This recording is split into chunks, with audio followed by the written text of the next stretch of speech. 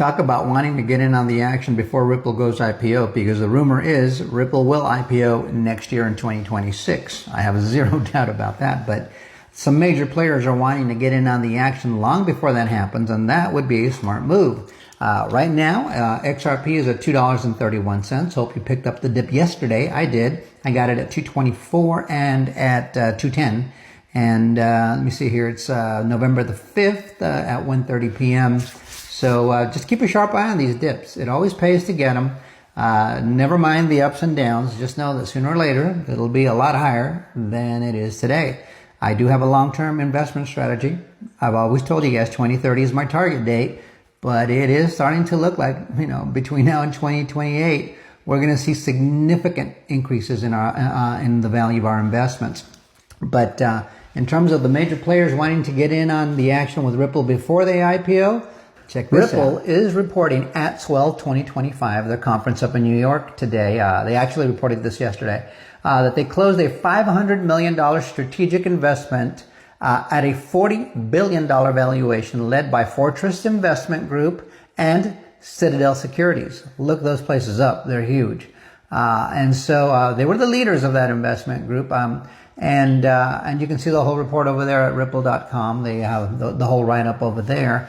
And then he goes on to say that 95 billion plus in total Ripple payments volume.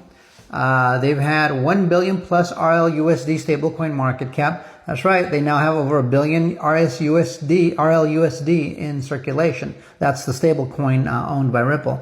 And they have 6 strategic acquisitions completed in just over 2 years. And yeah, we've documented that on this channel. He says that they've had 25% of shares repurchased. So they've bought back a lot of their own private equity. And 3 times growth in Ripple Prime business, which is the result of their purchase of Hidden Road, the prime broker, which is now called Ripple Prime. They also said that 75 regulatory licenses globally. So these are regulatory license and payment licenses. And this is momentum building the Internet of Value. That's exactly what Ripple's mission is, to create the Internet of Value on the backbone of the XRP ledger.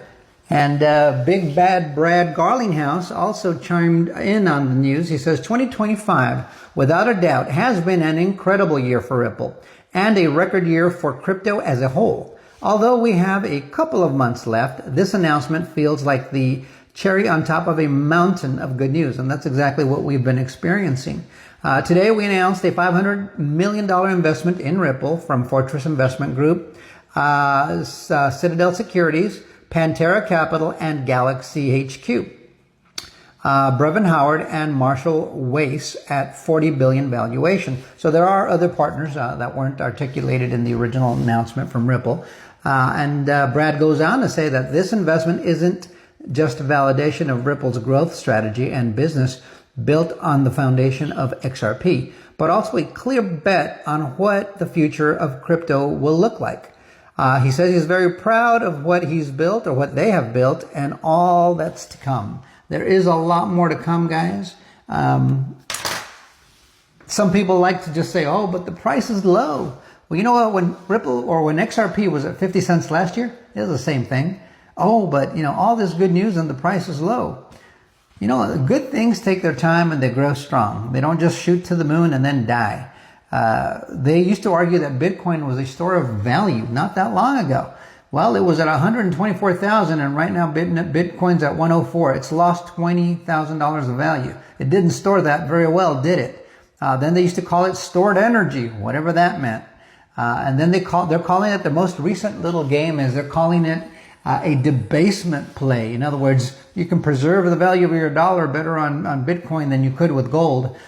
No, gold is holding its value better, which leads me to the next selling point. They used to call Bitcoin digital gold. Wrong again. If you have to keep marketing your blockchain or your preferred blockchain with all this BS stuff, then you don't have anything. You have a $104,000 per coin Ponzi scheme is what that looks like to me. It has no real solutions, no institutional solutions, no marketing team, no development team. They don't have any payment licenses. They don't have anything. There's nobody there. It's like you can knock, but nobody will answer the door there. But over Ripple, somebody will answer the door. You have XRP, you have business solutions, you have a business model, you have a balance sheet, you have paying customers, you have products that you sell, and you keep building and enhancing those things. And now major players are looking at you saying, hey man, we want to be in that party. We want to join that party. We want to be a part of that party. We want to profit from this party. That's what they're going to do because they can see the writing on the wall. And quite honestly, a lot of these major players have seen it. It's been obvious all these years. It's just you have to know what kind of perspective to have.